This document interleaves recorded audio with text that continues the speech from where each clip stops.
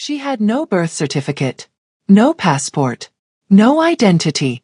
When the Mafia boss ran a background check on his new bodyguard, he found nothing, not even a fingerprint in the system. But when 6 trained killers surrounded her in his courtyard, he found out exactly why someone would erase a person from existence. 10 seconds. 6 bodies on the ground. And one question nobody could answer. Who the hell was Sable Cordell? If you believe talent should be recognized regardless of who you are or where you come from, hit subscribe to Ebony and Pearl Stories. Only people who judge others unfairly won't. Chu Byung-ho paced inside his private office, irritated beyond measure. He needed a bodyguard. Urgently. How's the recruitment going? He snapped into his phone. His assistant's voice crackled through. Boss, your requirements are impossible. Superhuman strength, unshakable loyalty, zero fear? You won't find that anywhere. Then look harder. I already did. But there's a problem. People say you're cursed. A lonely star of doom. 3 assassination attempts in 1 week? No security company wants to take the contract. They all think working for you is suicide. Byung-ho slammed his hand on the desk. Vehicles malfunctioning around him. Deals collapsing at the last second. Whispers about bad luck following him like a shadow. Forget it, he muttered. Don't bother finding one anymore. But deep down, he knew he couldn't survive alone much longer. Across the city, Sable Cordell was being fired. Again.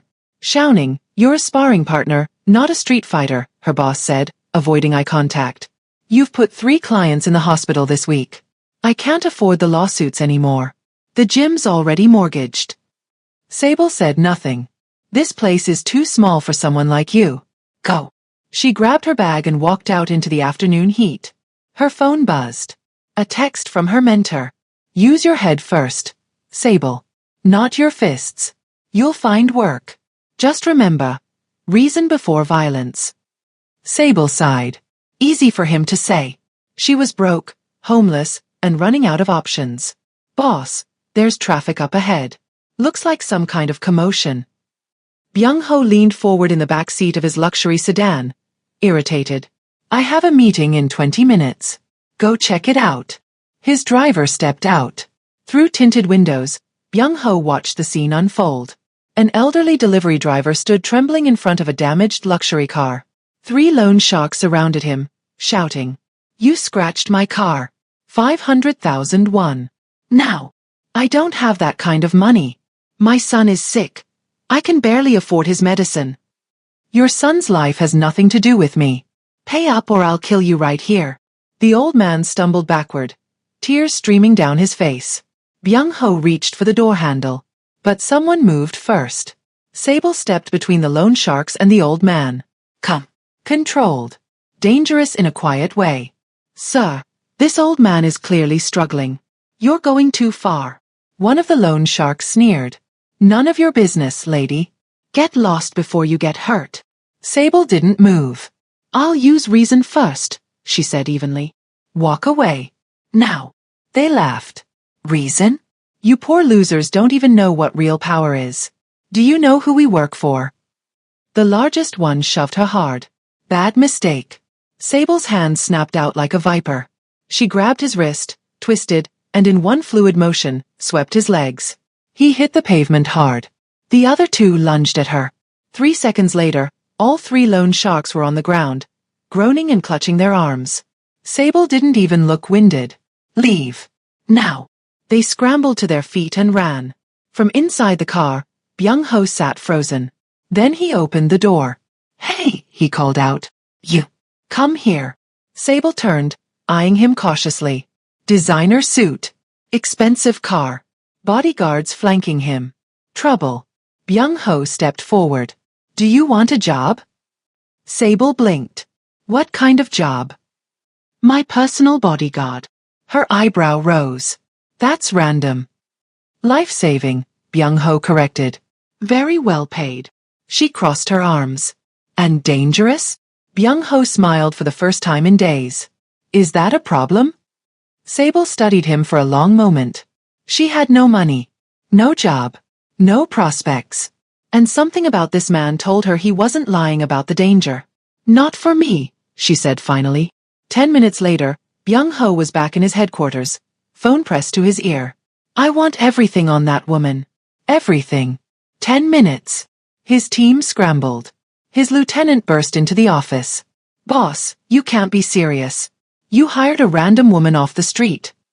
She outclassed 3 armed extortionists in 3 seconds. But 10 minutes. I want her background, her training, her history. Everything. 9 minutes later, they called back. Boss. She has no digital footprint. Byung-ho froze. What? No social security record. No address. No government employment. No passport trail. No bank accounts. It's like she doesn't exist. Silence filled the room. She fights like someone trained, another voice added quietly. Maybe military. Or something worse. Byung-ho stared out the window at Sable, who stood in the courtyard, arms crossed, watching the gate. His curiosity ignited. Hire her. Officially. Boss, this is insane. Do it. Sable stood alone in the courtyard, unaware that her entire life was about to change. She had no idea that the man who just hired her was one of the most dangerous men in Seoul. And she had no idea that the people hunting her had just been given her exact location. Because 3 hours from now, 6 elite enforcers would surround her in this very courtyard. And Chu Byung-ho would finally understand exactly who he'd just hired. If you believe people like those loan sharks who prey on the weak deserve to be stopped, subscribe to Ebony and Pearl Stories and comment what time you're watching this. Only bullies and cowards won't stand with us. The next morning, Byung-ho's intelligence team stood in his office, pale-faced and nervous. Well, he demanded. The lead analyst swallowed hard. Boss, we've run every database. Government records, immigration, banking systems, even black market channels. And nothing. She doesn't exist. Byung-ho's jaw tightened. What do you mean she doesn't exist? No birth certificate. No social security number. No passport. No driver's license. No employment history. No medical records. It's like she appeared out of thin air. Another analyst spoke up, voice shaking. Boss, people don't just have 0 records. Not unless someone erased them. Or unless she was never supposed to exist in the first place. The room fell silent. Byung-ho stared at the empty report folder on his desk. Who was this woman? When Sable walked through the gates of Black Tiger headquarters that afternoon, every eye turned toward her. Whispers erupted immediately. That's her? The boss hired her off the street. She doesn't look that impressive. I heard she's just his latest rebellious stunt. You know how he gets. Rebellious? She looks dangerous. Did you see her eyes? Sable ignored them all. She dealt with worse than gossip. But as she walked past a group of senior enforcers, one of them muttered loud enough for her to hear. A woman? As the boss's personal bodyguard? This syndicate is finished. Sable stopped, turned, met his eyes. The man's smirk faltered. She said nothing, just held his gaze for 3 long seconds, then walked on. The enforcer shivered despite himself. That evening, Kim Tae-jun arrived at headquarters unannounced. He was an allied clan leader, wealthy, arrogant, and deeply traditional. Behind him stood 3 bodyguards, all broad-shouldered and stone-faced. Byung-ho, Tae-jun called out, voice dripping with mockery. I heard the strangest rumor. They say you hired a woman as your personal bodyguard. Byung-ho's expression remained neutral. You heard correctly. Tae-jun laughed, loud and theatrical. Brother, I know you like to be different, but this is madness. A woman protecting the head of Black Tiger? You'll be the laughingstock of Seoul. He gestured to his 3 bodyguards. I brought you real protection. 3 of the best fighters money can buy. All men. All professionals. Forget this experiment. Sable stood near the wall, arms crossed, expression unreadable. Tae-jun turned to her with a condescending smile. Little lady, no offense, but this world isn't for you. Why don't you let the real bodyguards handle things? Sable didn't move. Are you challenging me? She asked calmly. Tae-jun blinked. What? You brought 3 men to prove a point. So prove it. The room went silent. One of Tae-jun's bodyguards stepped forward. Miss, you're outnumbered. Which one of us do you want to fight first? Sable glanced at her watch. All 3 at once. I'm short on time. The bodyguards exchanged glances. Then laughed. She doesn't know her limits. Fine, Taejun said with a smirk. But don't say we ganged up on you when you lose. Sable stepped into the center of the room. Begin. The fight lasted 12 seconds. The first bodyguard rushed forward with a straight punch. Sable sidestepped, grabbed his wrist, and used his momentum to flip him onto his back. The second attacked from her left. She ducked under his swing, swept his legs, and he crashed into a table. The third hesitated, then lunged desperately. Sable caught his arm mid-swing, twisted, and he dropped to his knees with a yelp of pain. All three were on the ground, groaning. Sable straightened her jacket, barely winded. The room was dead silent.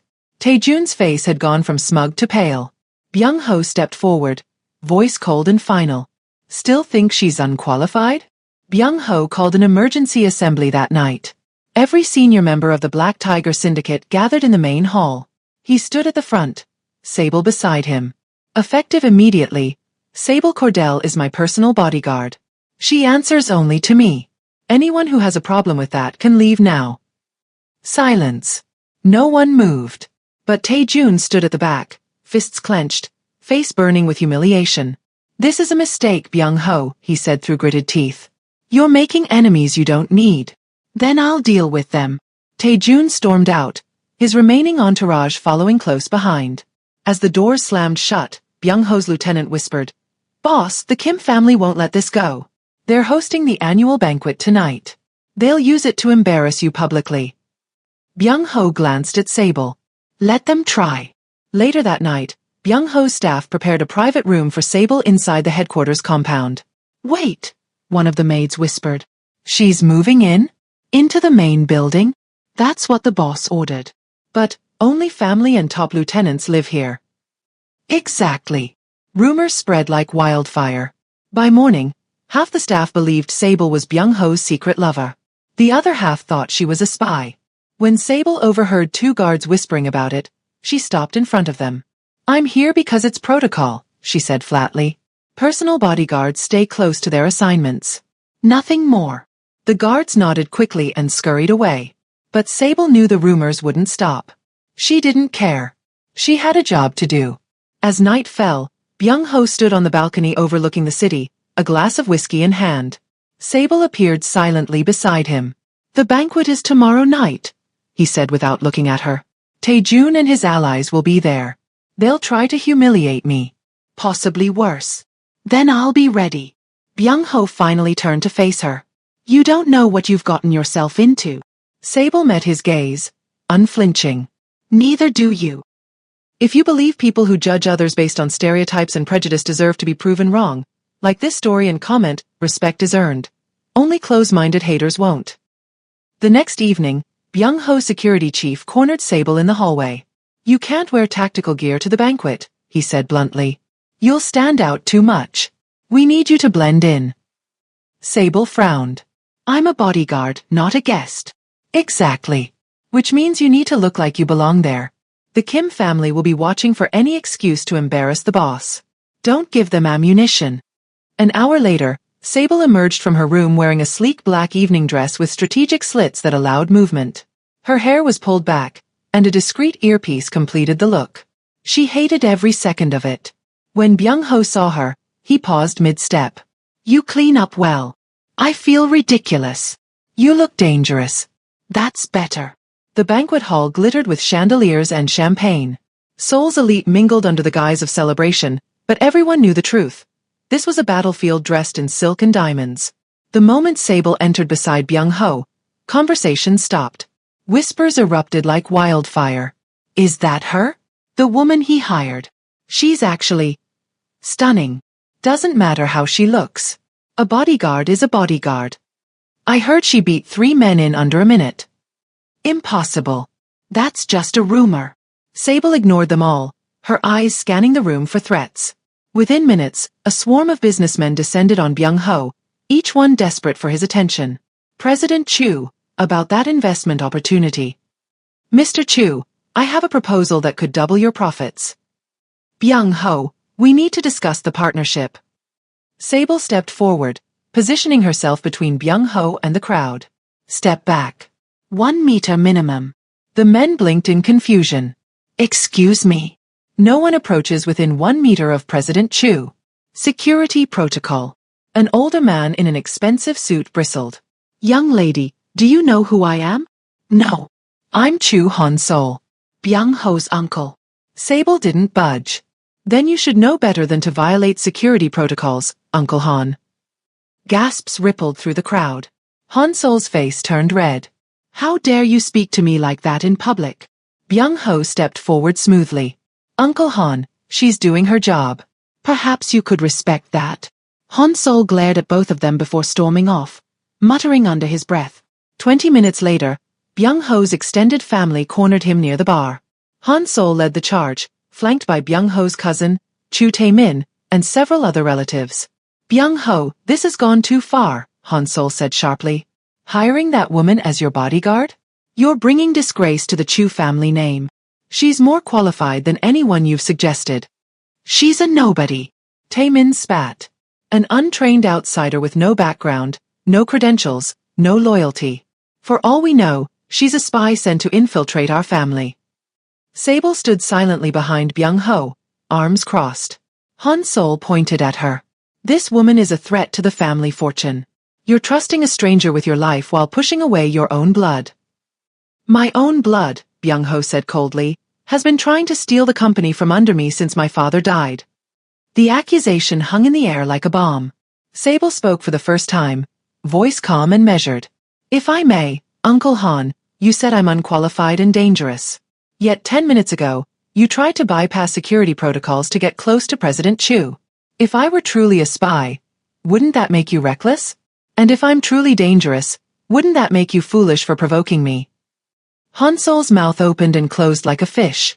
Furthermore, Sable continued, you claim to care about family loyalty, yet you're publicly undermining your nephew at a banquet hosted by his rivals. Interesting strategy.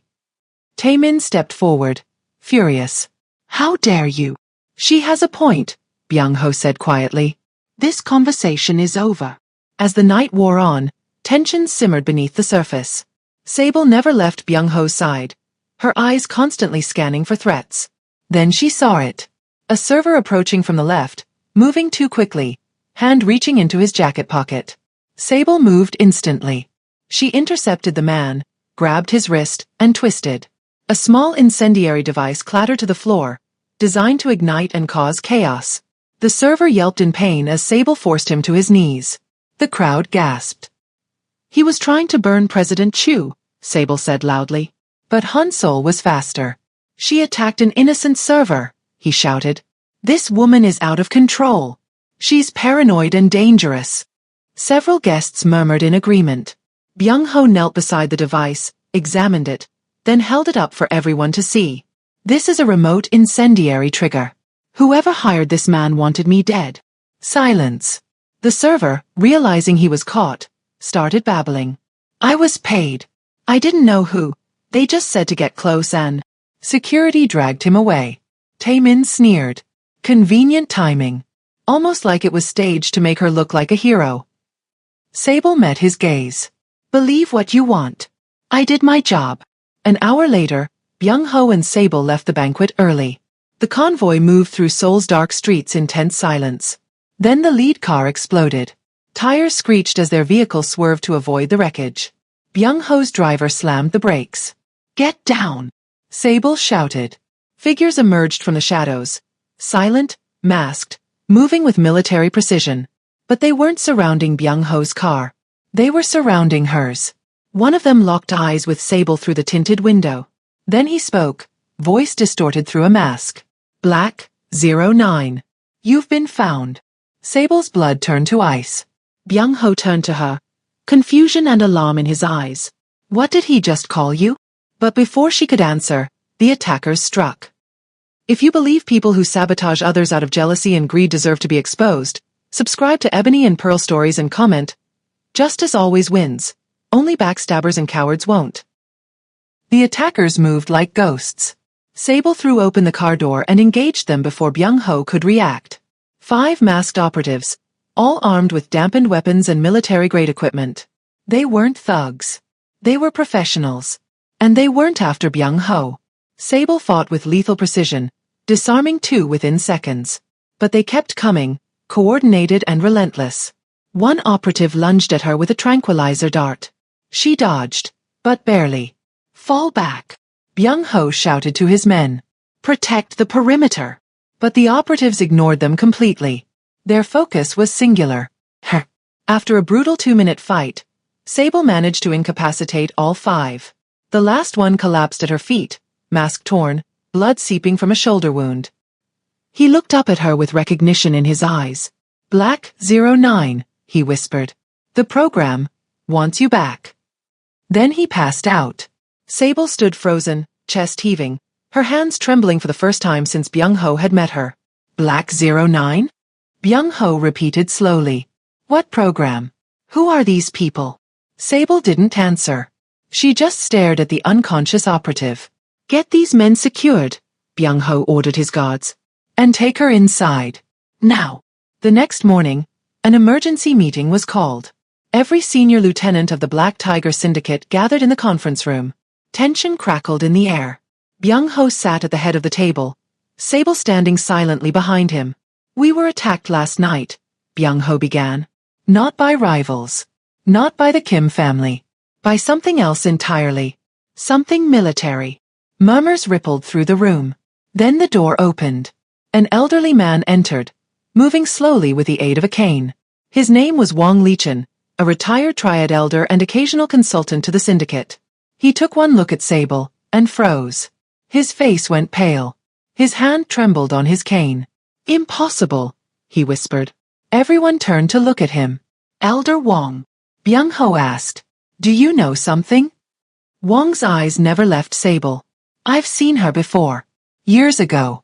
In Macau." The room went deathly silent. "There was a program," Wang continued, voice shaking. "Classified. Off the books. They called it Phantom Unit. Experimental operatives trained to be invisible. Untraceable. Perfect weapons." He pointed a gnarled finger at Sable. "She looks like one of them. Black 09. Gasps erupted around the table. "What happened to the program?" Byung-ho demanded. Wang shook his head. "It was dismantled. The operatives, they were erased. From records. From countries. From existence. Those who tried to leave were hunted down. Eliminated." He looked at Sable with something between fear and pity.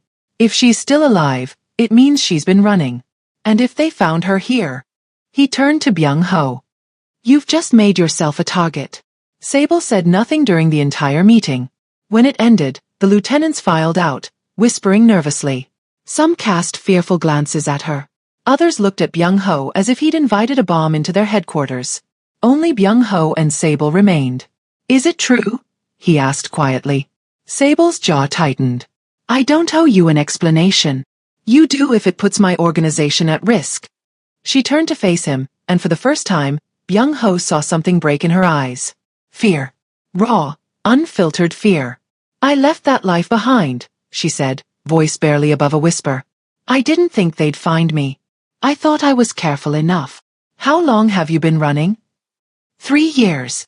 Byung-ho exhaled slowly. "And now they know exactly where you are." Sable nodded. "Because of me." Midnight came with silence. Too much silence.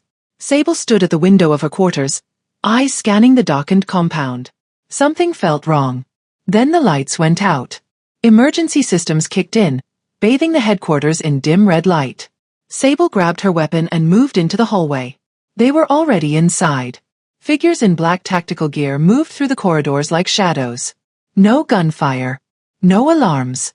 Just silent, surgical precision. Sable engaged the first operative in hand-to-hand combat, disarming him within seconds. But 2 more appeared behind her. They weren't trying to kill her. They were trying to capture her. "Black 09, one of them said through a distorted voice modulator. "The program wants you back. You belong to us." "I belong to no one," Sable snarled. She fought like a cornered animal. Vicious, desperate, precise. But they kept coming. Then a gunshot rang out.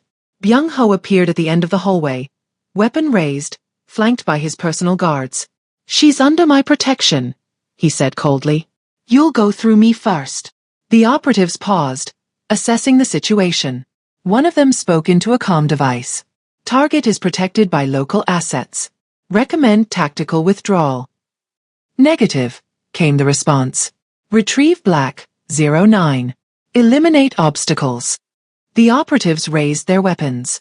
Byung-ho didn't flinch. Then we have a problem. The firefight that followed was brutal and brief. Byung-ho's men were skilled, but these operatives were something else entirely. Sable fought alongside Byung-ho, covering his blind spots, moving in perfect sync despite never having trained together. Within 3 minutes, the operatives retreated, vanishing as silently as they'd come. But they left behind a message. Spray painted on the wall in red. You can't protect her forever. The next morning, Byung-ho's intelligence team delivered devastating news. Boss, we found the breach. Someone inside the syndicate has been feeding information to an outside organization. They knew Sable's location. They knew your schedule. They knew everything. Byung-ho's fists clenched. Who? We don't know yet. But the leak is coming from someone with high-level access. Suspicion spread through the headquarters like poison. No one trusted anyone. And Sable knew it was her fault. She found Byung-ho on the rooftop that evening, staring out at the city. I should leave, she said quietly, before more people get hurt because of me. Byung-ho didn't turn around. You think running will solve this? It's what I've been doing for 3 years. It's kept me alive. And kept you alone. Sable said nothing. Byung-ho finally turned to face her. You're not leaving. Not until we find out who betrayed us. And not until we finish what they started. This isn't your fight. You became my bodyguard. That makes it my fight. Sable met his gaze, searching for doubt. She found none. They won't stop coming, she warned. Then we'll be ready. If you stand against organizations that treat people like property and tools, like this video and comment, everyone deserves freedom. Only people who support control and manipulation won't. Dawn broke over Seoul with an ominous silence. Then the sound of engines shattered it. Sable bolted upright in her quarters, instantly alert. Through the window, she saw them. Dozens of black vehicles forming a perimeter around the Black Tiger headquarters. This wasn't a raid. This was a siege. She grabbed her weapon and burst into Byung-ho's office. We need to evacuate. Now. Byung-ho stood at the window, watching the convoy with cold eyes. No. They're not here to negotiate. They're here to take me by force. If you stay, they'll kill everyone in this building. Then they'll have to go through all of us. Byung-ho. I don't run from fights. Especially not in my own home. Before Sable could argue further, the front gates exploded. 6 figures emerged from the smoke, moving with the same lethal precision Sable once possessed. Elite operatives. Phantom unit trained. They walked through Byung-ho's guards like they were children, disarming and incapacitating without breaking stride. Sable's blood ran cold. She knew exactly what they were capable of, because she used to be one of them. Sable stepped into the courtyard alone. The 6 operatives stopped, forming a semicircle around her. Black 09, the lead operative said, voice distorted behind a mask. 3 years is long enough. The program wants you back. I'm not going back. You don't have a choice. You belong to us. Sable's hands clenched into fists. I belong to no one. They moved as one. The fight that followed was nothing like the brief skirmishes before. These operatives knew her fighting style because they'd been trained the same way. Every move she made, they anticipated. Every strike they countered. But Sable had something they didn't. 3 years of freedom. 3 years of remembering what it meant to be human. She fought with precision, but also restraint. She could have killed them, her training demanded it. But she refused to become the weapon they wanted her to be. One by one, she dismantled their attacks. A disarmed wrist here. A swept leg there. Pressure points that incapacitated without killing. The courtyard became a blur of motion. Black gear against black gear, skill against skill. When the last operative fell, Sable stood alone, breathing hard, bruised but standing. Behind her, Byung-ho and his entire syndicate watched in stunned silence. They had just witnessed something beyond human. Byung-ho's men secured the operatives, pulling off their masks. The lead operative spat blood, glaring up at Sable. You can't run forever. Black 09. They'll send more. They always send more. Then tell them to send better, Sable said coldly. Byung-ho knelt beside the operative. Who sent you? The man laughed bitterly. You think you're protecting her? You don't even know what she is. What she's done. Then enlighten me. The operative's eyes shifted to Sable, then back to Byung-ho. Black 09 was deployed 3 years ago on a classified mission in Seoul. Her target wasn't an enemy. It was a protection detail. She was assigned to protect a high-ranking Korean official from assassination. Byung-ho's jaw tightened. What official? Chu Myung-dae. Your father. The words hung in the air like a death sentence. Byung-ho slowly stood, staring at Sable. What is he talking about? Sable's face had gone pale. I didn't know. The mission failed, the operative continued. Your father was killed despite her protection. The entire Phantom unit was deemed compromised and erased. Every operative. Every record. Black 09 was the only survivor. Because I ran, Sable whispered, her voice breaking. I ran instead of finishing the mission. I failed. The courtyard fell silent. Byung-ho walked toward Sable slowly. She stood rigid, waiting for anger. For blame. For rejection. You were sent to protect my father, he said quietly. Yes. And the mission failed. Yes. But you survived. Sable's hands trembled. I survived by running. By abandoning my assignment. By choosing myself over. By choosing to live, Byung-ho interrupted. By refusing to be erased like the others. Sable looked up at him, eyes glistening with unshed tears. For 3 years, I've had no name. No home. No identity. I've been a ghost, moving from place to place, never staying long enough to be found. Never letting anyone close enough to care. Her voice cracked. I thought if I just kept running, kept surviving, it would mean something. But it doesn't. I failed your father. I failed my unit. I failed everyone who ever trusted me. Byung-ho stepped closer. You didn't fail. You lived. Against an organization that wanted you erased, you survived. That takes more strength than any mission. I don't deserve. You protected me from the Kim family's sabotage. You fought off trained operatives twice. You've stood beside me when my own blood tried to tear me down. His voice was firm, unwavering. You didn't fail my father, Sable. The system failed both of you. And now you're here. Protecting me. That is enough. Sable's breath hitched. For 3 years, she'd carried the weight of failure alone. Now someone was telling her it wasn't her burden to bear. Hours later, after the operatives had been transferred to a secure location and the compound was being repaired, Byung-ho found Sable standing on the rooftop balcony. The sunrise painted Seoul in gold and crimson. They'll come again, Sable said without turning around. The organization doesn't give up. Let them come. Your family still wants me gone. Your enemies will use me against you. I'm a liability. You're my bodyguard. And more than that, he paused. You're someone who deserves a second chance. Sable finally turned to look at him. Why are you doing this? Because 3 years ago, you tried to save my father. You may not have succeeded, but you tried. That means something. He stepped beside her, looking out at the city. And because I know what it's like to be haunted by things you can't control. They stood in silence for a moment, watching the city wake up. Then Sable spoke, her voice steady for the first time in days. If they want me back, they'll have to try harder. Byung-ho smiled. That's the spirit. Somewhere in the distance, a black sedan pulled away from the compound, carrying encrypted messages to hidden facilities. The hunt wasn't over. But neither was the fight. If you believe second chances matter and people deserve freedom from their past, subscribe to Ebony and Pearl Stories and comment where you're watching from. Only those who believe in chains and control won't stand with us.